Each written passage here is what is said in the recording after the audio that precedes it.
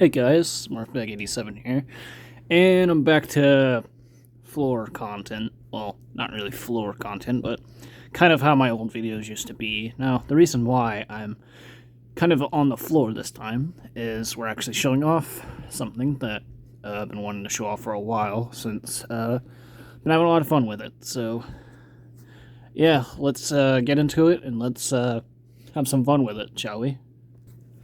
So, who remembers the DS Lite? This, of course, with a lot of kids back in 2005 or around that era, you probably do remember the DS Lite. The probably one of the most popular portable systems out there, as of course it has the flip design. My only working DS Lite is a bit damaged, but it still works, as you see. Still turns on. It does have some slight damage to it, but it still turns on. Still does DS things. Still reads cartridges and such. So you probably are wondering why you doing a video about the DS. Well, you probably are wondering. This is a DSi XL. This is the 25th anniversary Super Mario Edition, and this thing is modded. So we're actually going to be covering what a modded DSi can actually do. So let's boot up the DSi here. And as you can see, we've got some custom firmware on here. We have no cartridge actually into the cartridge slot, and then we can scroll down to where our the Twilight menu, where we can start accessing and playing some of our ROMs. So, yeah, let's get into this and let's load up our DS and let's get some ROMs into this thing. Okay, let's turn up some of the volume a little bit. Here we are, we got Twilight menu.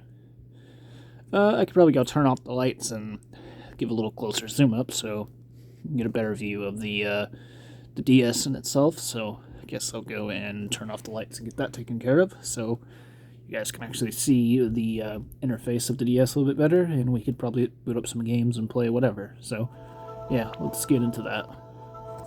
Alright, here we are. We got the lights turned off, and the DS zoom is a little bit much. So these are actually the games I have installed on the SD card for the DS. For my DS, I have a wide variety of games here. Trip Prime Hunters, Mortal Kombat. These are actually some of the games that I used to have on my DS. Mortal Kombat is a game I actually didn't have, but Chinatown Wars is another one I didn't have either, or Battlefront. Chrono Trigger as well, and Heroes of Mania. So some of these are ones that I didn't have, and some of these are ones that I did have. So let's boot into a game that I always wanted. That was Chinatown Wars. As you can tell, my screen's a little flappy. So yeah, it's a bit flappy. Licensed by Nintendo, we have GTA Chinatown Wars. Game fully works, so I guess we'll go ahead and get into the once it boots up in the gameplay and such, and we'll try out the game and show you how well it works. Here we are, my current save. Let's go ahead and let's enter the. So up here we have the my current save here from actually my my other DS that I actually transferred over. So here is my Chinatown War save. I think I'm at the sea fella, whatever his name is. So yeah, it's having a lot of fun here. So Chinatown War is still the classic GTA that you know and love if you have played the original Chinatown Wars. So yeah, ROM fully works at full speed, and yeah, it runs perfectly fine. No issues or anything like that. Actually trying to drive through the viewfinder is a bit terrible. Let me look up at the DS screen itself, because driving through the viewfinder is a bit terrible. There we go. Now I have better control. So as you can see, the DSi XL screen is pretty big. It's quite nice actually. It has a very nice screen. It looks great too. I think it does. DS games have less of a kind of a blur to them. It's I mean, up close they have a blur, but far away, the blur is not even noticeable at all. I mean, it just feels like you have anything in the noticing turned off. That's basically what it looks like. Gameplay-wise, they run at native speed. Nothing too bad about them. So, yeah. Games and such work just fine. Yes, we'll go and we'll talk to this person, I guess. Okay, the dialogue's down here. So, yeah, dialogue is all text-based. So, hijack the ammunition delivery van. Okay. Got a little mission to do here. Guess we'll go ahead and get that started. B is to accelerate. I think Y is to brake. A is to shoot out of your car, and Y is to exit. So I think X is to brake, and then that's what I meant to say. So yeah, some light gameplay here with the DSi. I will of course go to the other DS that I have. I have definitely wait to show off. Alright, let's get this. Hijack this fucker.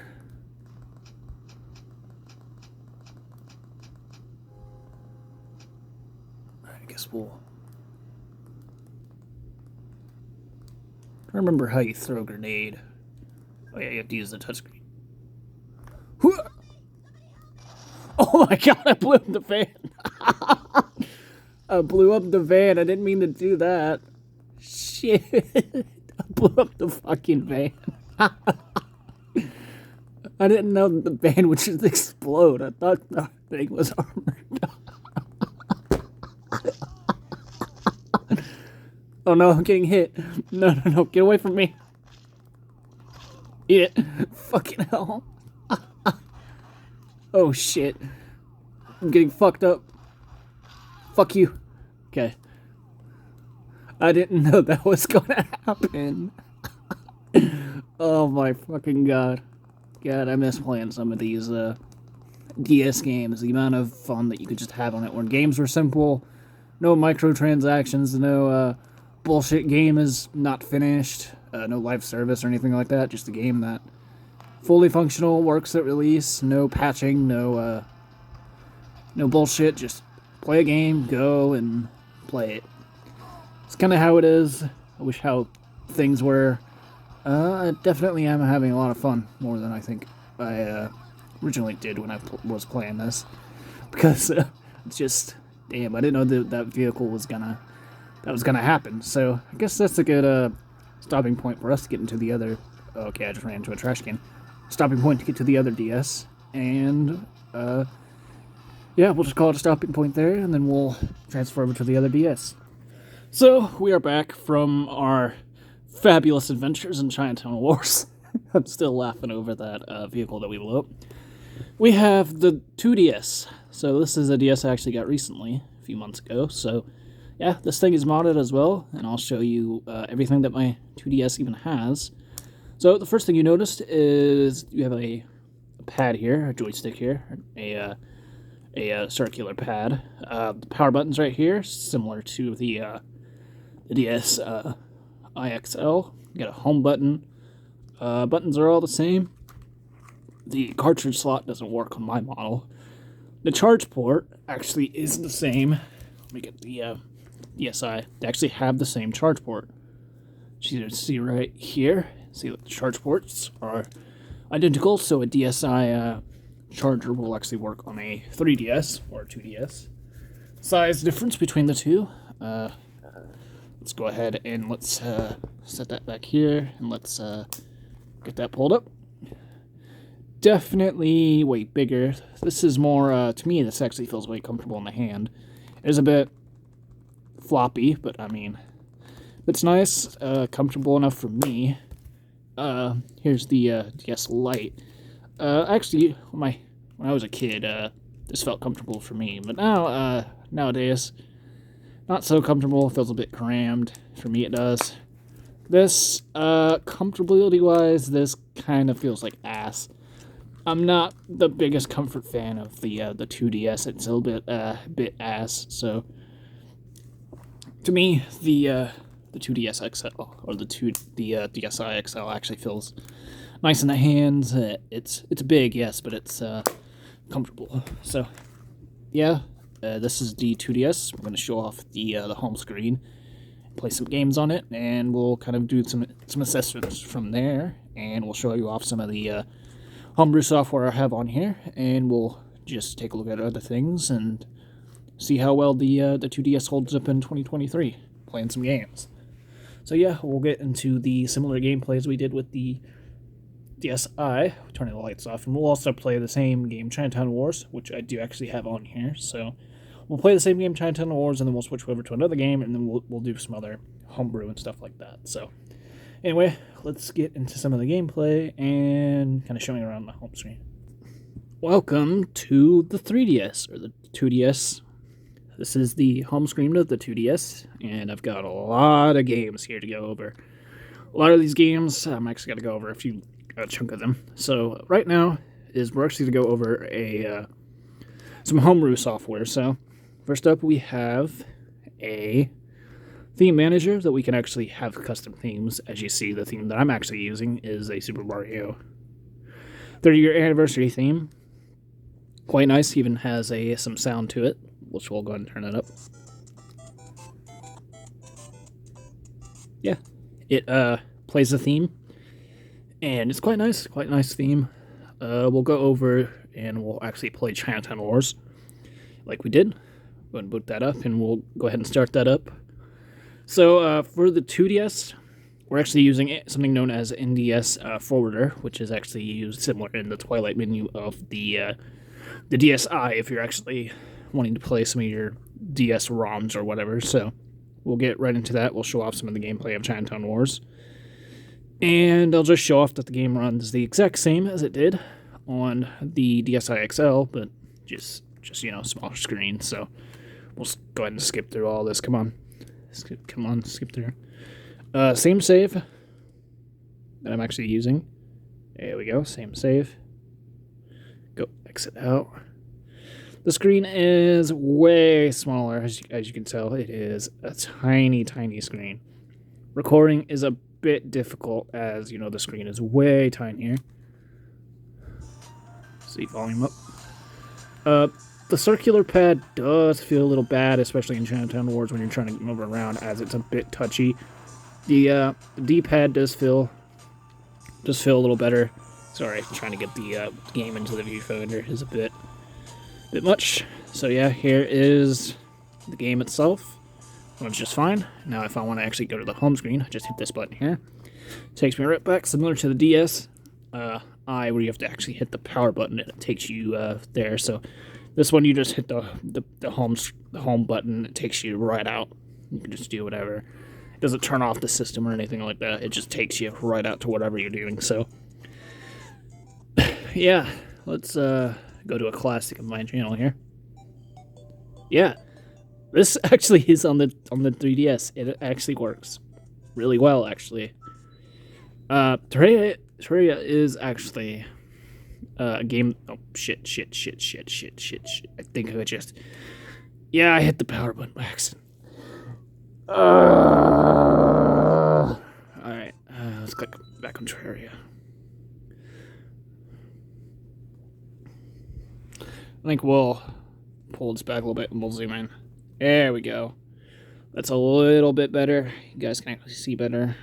Hopefully the viewfinder gets the focus here. New phone, by the way. I thought I'm actually recording on. It's not the same old phone, hence why the video quality is going to be a little better. As you see, here is the bottom screen. It says play right there. There's my save. And running off an SD card, so it is going to take a little bit while to load. Or not, depending on the SD card speed. So let's get into the frame rate performance of Terraria. This, I think it's using a 1.2 version of Terraria, so it's not 1.3. I think it's very similar to the PS3 and Xbox 360 version of Terraria, so it's hovering around there. So yeah, Terraria, it runs.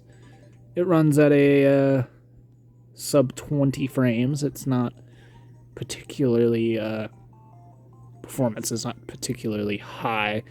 It may look high in the viewfinder, but it actually is quite sluggish. Down here you have your items and how you actually craft it. Is you actually hit this button right here.